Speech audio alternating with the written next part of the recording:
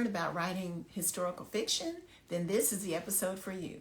Hi, I'm author Tonya Duncan Ellis with another episode of Write This, my author interview show. And today I'm excited to welcome Mona Alvarado Frazier to talk about her historical fiction young adult novel and doing research and the process involved in writing historical fiction. Her book, I believe, is set to come out in the fall. I don't know if it's out yet, her novel that we'll be discussing today. So it's going to be exciting to learn about the process and learn all the details on this book. And it's gotten great reviews. Acceptance to invite, so she's chomping at the bit to come on here. I've sent her an invite, and I want to thank all of you all for joining us today. Hey, Mona, how are you doing? Hi, how are you, Tanya? Good to see you Thank and you. meet you in person. I've just become acquaintance with you in a book launch group that we're both in. So it's good to get a chance to sit down and talk to you. Okay. So in the intro, I was telling people that you have a historical fiction novel. And is it out now or is it coming out? I thought it might be coming out in the fall. I'm not No, sure. it's coming out May the 31st, so just a couple of days Okay. from now, and it releases. Yeah, it'll be my second book. Okay, great. So we're right on time with this interview to get Yeah. people ready to buy it. So can you tell us a little bit about your background, where you're from, and about your book? Okay. I live in Oxnard, California, the strawberry capital of the nation. Oh, That's its claim to fame. And I'm retired, and I started writing. I took an early retirement from the California Department of Corrections. So I worked with youth for 28 years, and that's what my first book was about incarcerated females. what's it And called? What's that book it's called? called A Garden of Second Chances. I think I have it here. There it Oh, goes. well, that's a beautiful cover. Yeah, I really like that one too. And so I started writing about 14 years ago, I think, and found a great writing group, and I've been writing ever since. So what got you interested in writing? Had you always written, or what spurred that on? No, I've been a reader all my life. I was a voracious reader. I never thought of writing.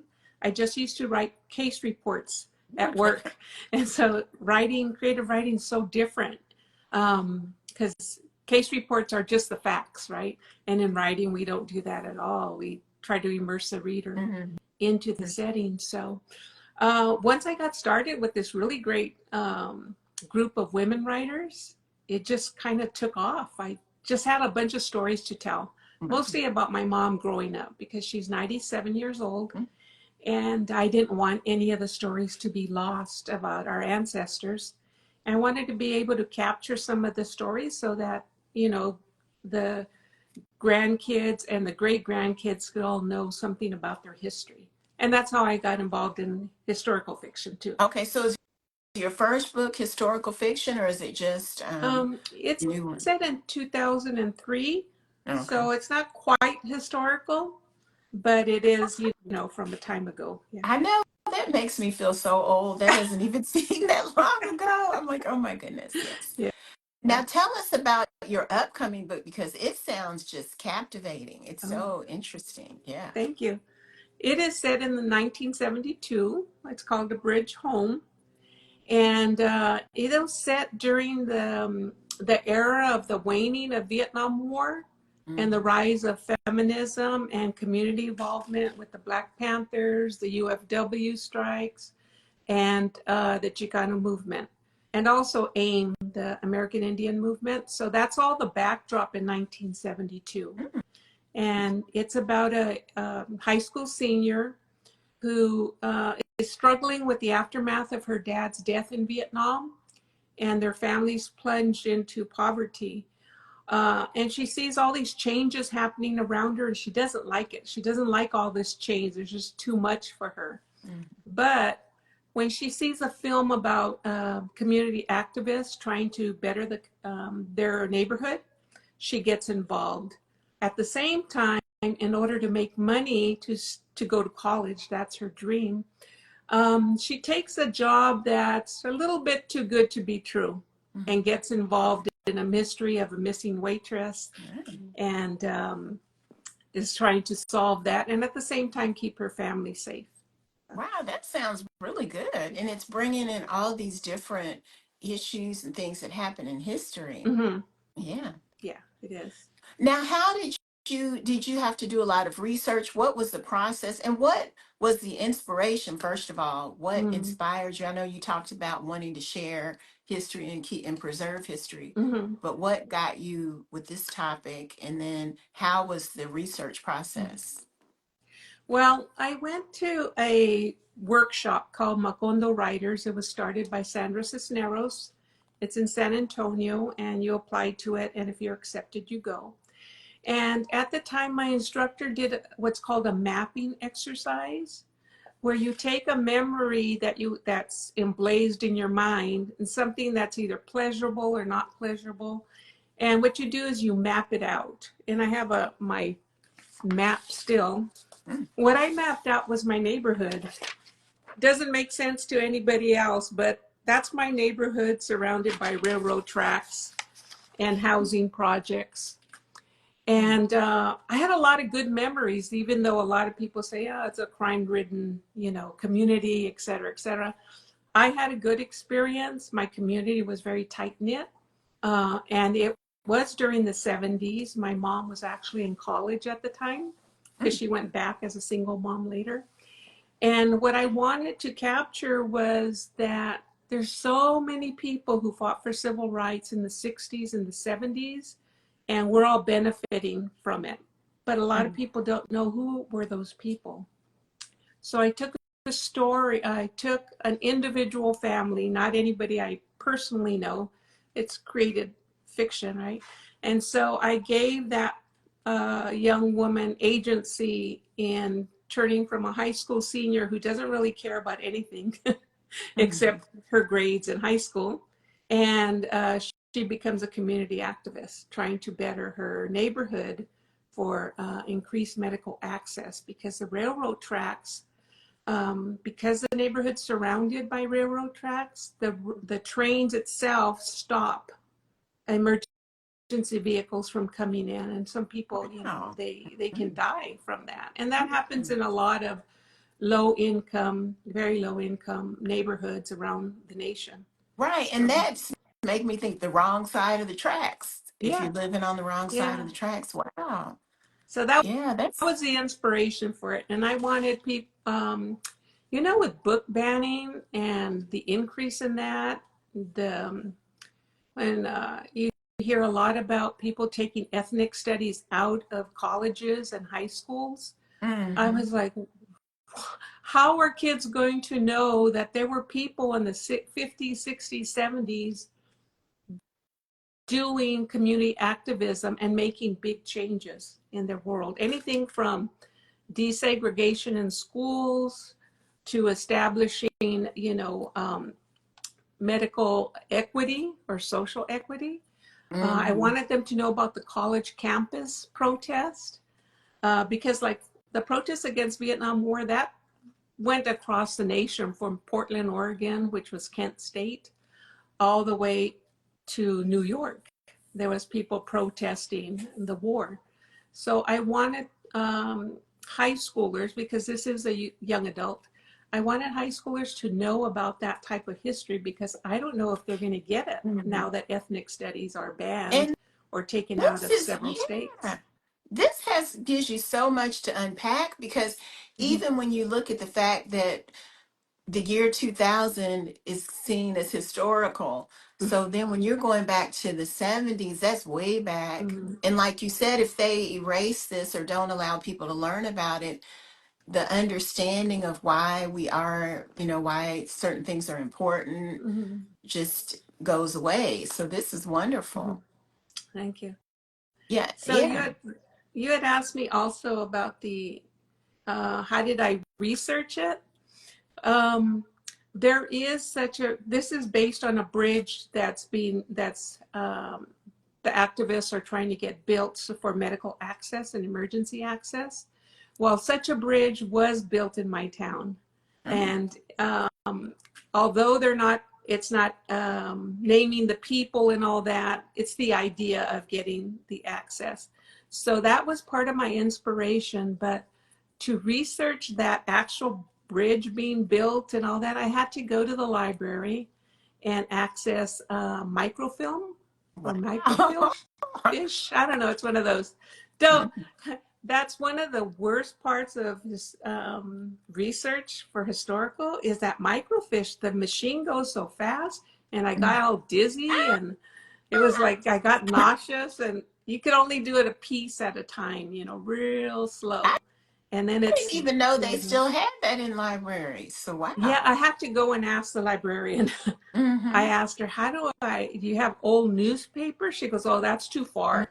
50 years Mm-hmm. is too far, but we have it on microfilm if we can Wow. find it. So Mm-hmm. they did find it, and that's how I accessed a lot of it. And then I did some interviews, some personal interviews with people who were around during that time, and This they is gave me yeah, some this is insight into it. neat. That's so cool. And I know I saw that you have gotten some star reviews and you've gotten great reviews for this book. Yeah, So this is really yeah, wonderful. I'm really happy about that. Yeah. Mm-hmm. Yeah. So you know how when you did yours, yeah, on Juneteenth and Emancipation Park, the amount of detail that you have to write down, so I had Right. to keep everything in one folder: newspaper clippings, printing, my drawings, just every little scrap of paper I would write on, I had to put it in one folder so I could, Yeah. Yeah, remember. I love this. This is so, and I love historical things. So I do write a Hmm. lot about, even though they're picture books, I have to do a lot of research. You write Hmm. to get information. So this, and even how you mentioned the group AIM, because I've never heard of that. So I'm Hmm. curious to read your book, even to learn about Hmm. all these things with the Native Americans and all of this. It Hmm. sounds really cool. Yeah, it was the American Indian movement, and one of their protests, they took over Alcatraz Island Oh, yeah, in San because you're in Francisco. California, Yeah, right? So you're yeah, there with all this yeah. stuff. But it was Wow. important because it wasn't just one group doing protest, it was various groups because various minorities just did not have equal access to health care, education, and social services. So everyone during that time, and I think a lot of it was from Martin Luther King having his protest in the late 50s and the 60s, and people started seeing that, yeah, nonviolent protests are working. So Mhm. let's join together. And at one time, Cesar Chavez and Martin Luther King did join together in one of the Mm. protests. So Yeah. I think people need to know that how people built coalitions in their communities, and how those coalitions coming together is what got things done. Right. Because actually with Cesar Chavez, I think I saw my husband loves all these PBS shows. And Yeah. something about that was on like a year ago. Mm-hmm. Yeah, but you've really got me intrigued. I'm glad to talk to you because Thank you. there's so much we don't know. And then with people not learning history, I don't know why in the world we wouldn't want to know our history. Mm-hmm. Then so much will be lost and so much comprehension as to why things are the way they are Mm-hmm. will not Mm-hmm. happen. So this is wonderful. Thank you. Now, what other projects do you have? Any other historical books you're working on? So and then I'm going all over the place, but when Okay. people want to do historicals, where should they start as well? Before you talk about your upcoming projects, Okay. what would you suggest? Well, for research, like I said, keep everything in one folder. Keep a folder on your computer labeled with whatever name you want to label it.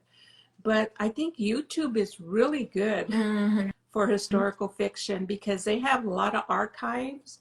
And by looking at those, even if you weren't there, just by looking at them over and over, you start getting a sense of what's happening with individual people, with groups, the atmosphere. So you want to make sure that you mimic that in your writing, right? Hmm. Also, of course, Google's your friend. Hmm. I don't know if anybody uses AI, but Mm-hmm. on ChatGPT, you could probably research some historical facts. However, I would double check them because I don't think it's as accurate as some people think it is. Right. Um, Newspaper clippings, but you'd probably have to go to ask your librarian for microfilm and then Mm-hmm. be prepared to really, you have to know like the day and the time, the day and the year. Sometimes you only know the year of something, so you have to go through lots and lots of microfilm. Okay. Um, so Google magazines, asking your librarian for microfilm. YouTube is really good, especially like with the protests that I describe in the book. I wasn't Mm-hmm. at that protest, Right. but I saw the archive film about the protest, and I think I saw it about 10 times. Mm-hmm. And I interviewed people who were at the protest. So a lot of those things help to create a setting, and also like the dialogue That's what I and was like going what, to say. Yeah. yeah, what the Because even signs when I look do like. contemporary writing, I Mm-hmm, use YouTube and just people talking mm-hmm, to get the dialogue and get the feel of how they talk. mm-hmm. Yeah. Yeah. I didn't have to do that for The Garden of Second Chances, my first book, because I actually worked in a prison for 28 years. So Ooh. that was like second nature to me. I knew all the slang, all the different Right. kinds. I knew a lot about gang Oh subculture, my a lot of goodness. language and stuff. So I didn't have to do much research on that at all, except for the laws during that time, And you because look laws change young. You all the time. retired. You look young. So you somehow you preserved yourself through going through all that. Yeah. I did take an early retirement, but still, Yeah. yeah, I'm not as young as some people think I am. Wow. Yeah, But because that could be a whole nother interview to hear about what you experienced with that. I'm sure that yeah, was very interesting. yeah. So, I yeah. will be talking about that tonight at one of the bookstores. I'm in conversation with another author, and we'll be talking about my first book. And then next week, I'll be talking about this book, A Bridge Home, Yeah, because you at that same sold me bookstore. on it. Just Oh, thank talking you. to you, I can't wait to read it. It sounds so interesting and just learning. Now, how long did it take you to write the book? How long was the research process and how Mm. long did it take you to draft it? I did a lot of the research during, also, Uh-huh. also during the drafting. I would Oh, say about 3 years. okay. Yeah. Not as long as the first one. The first one was like 10 Oh, years. wow. But Wow. this one was about 3 years. Okay. And the more I had more urgency to do it, the more I kept hearing about, taking out ethnic studies, taking out diversity, you know, um, rules in colleges and stuff. And it was like, how are young people going to know about all these people that came before them that helped establish some of the Mhm. changes? They're not going to know unless they happen to go to a college that doesn't have that, suppressed. So Mhm. I wanted to be able to have a book that's in a library for young people to go pick up. Um, it's not just about the social change in the Vietnam War and that one girl, but there's also romance. She's a high school senior, so of Mhm. course there's a little bit of a romance in there. Mhm. And I wanted to make a little bit of a mystery too, because I wanted to keep people engaged in that. And Yeah. how people, when you're in poverty or you're just desperate, sometimes you do some really dumb things, like your choices are narrowed down. So you might pick something like this girl in the book picks, that maybe she wouldn't have picked if she wasn't in those kind of dire circumstances. So I wanted kids to know that, um, it's not, I'm not trying to judge anybody when they make poor decisions. All of us make poor decisions, and later on we think, well, I shouldn't have done that, but I Mhm. did. But I just wanted them to know that we all make mistakes. Hmm. And then And this is mm-hmm, showing how books can help with empathy, with mm, understanding of how someone's circumstances could lead them to make a poor decision. Or, mm-hmm, you may say, well, why did they do this? Why did they do that? if you can see how people have to live or see how different experiences are and what may have led someone to do something, and you can learn that through literature. Yeah. Yeah, that's Yeah. why books like yours are so important for people. Yeah. Yeah. So that was my main goal, and that's what kept me like writing a lot. I write, Monday through Saturday for at least 3 hours in the morning.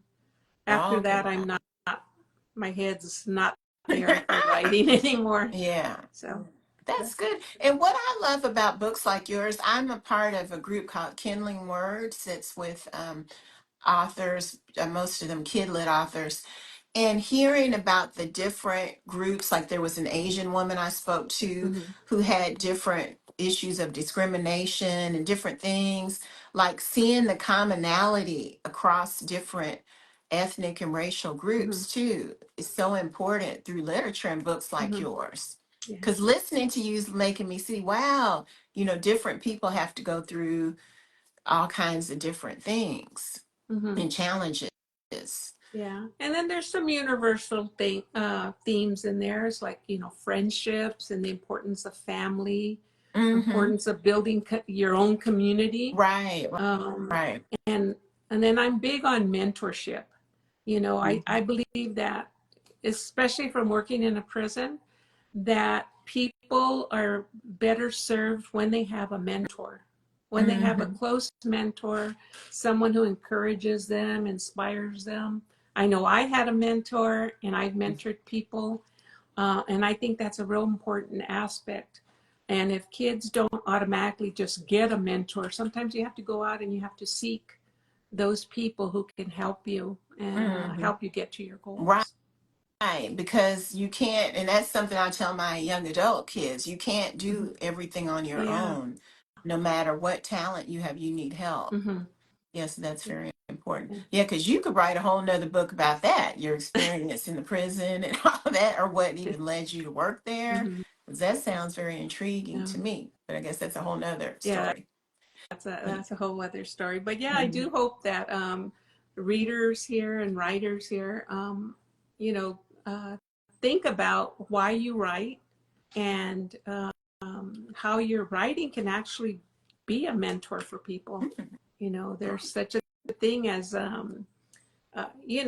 if you think back on what book really inspired you and got you, Mhm. that's a mentor in a way. That's so I would really like people to, take a look at the book. Comes out in 2 more days.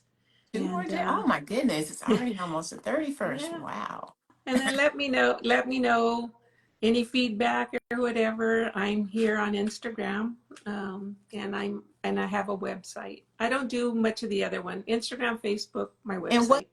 what's your Instagram page and your website address for Okay. people to find you? My Instagram is at M.Alvarado Frazier. Okay.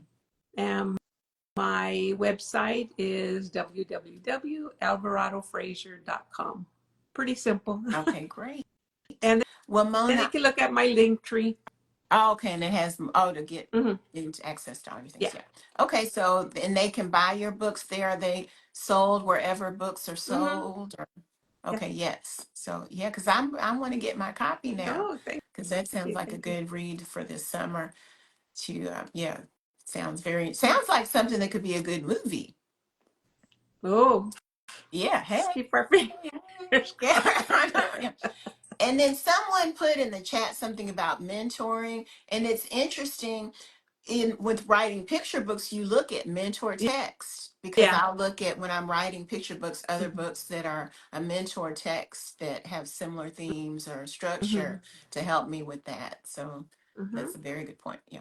Yeah. Well, I want to thank you, Mona, for joining us. Thank you, everybody, for tuning in. If you came in Thank later, you. catch the replay to get all the little gems she shared and learn about her wonderful new book that will be out in just a couple of days. So pick up Mm-hmm. your copy. I'm going to be grabbing my copy to read this summer, so I can't wait. So Thank thank you, you. guys. Yes, Thank and you, yeah, viewers. thank you, everybody, and we'll see you next time for another episode of Write This. Bye Thank bye. you. Bye. Bye.